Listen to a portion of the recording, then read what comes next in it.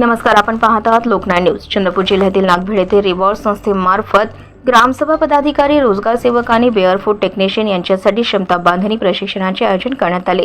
या प्रशिक्षणाचा उद्देश सामूहिक वनहक्क प्राप्त गावांना आर्थिकदृष्ट्या सक्षम बनवणे आणि विविध उपजीविकेच्या संधीबाबत मार्गदर्शन करणे हा होता।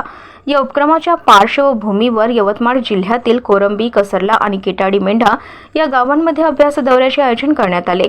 या दौऱ्यात सहभागी सदस्यांनी तेंदू संकलन, फळबाग लागवड, बांबू लागवड तसेच ग्रामसभेच्या कार्यपद्धतीचा प्रत्यक्ष अनुभव घेतला आणि गावकऱ्यांशी संवाद साधत उत्पन्न नियोजन व व्यवस्थापनाची सविस्तर माहिती जाणून घेतली। या अभ्यास दौऱ्यात रिवॉर्ड्स संस्थेचे समन्वयक भोजराज नवघडे आणि कैलास नन्नावरे यांनी सक्रिय सहकार्य केले। तसेच यवतमाळ येथील ग्रामीण समस्या मुक्ती ट्रस्टच्या सुनीता सातपुते यांचेही मोलाचे मार्गदर्शन लाभले। त्यानंतर 4 एप्रिल रोजी नागभीड येथे झालेल्या प्रशिक्षण सत्रात संस्थापक गुणवंत वैद्य यांनी उपस्थितांना मार्गदर्शन करत सामूहिक वन हक्कातून गाव करोडपती होऊ शकते असा महत्त्वपूर्ण संदेश दिला।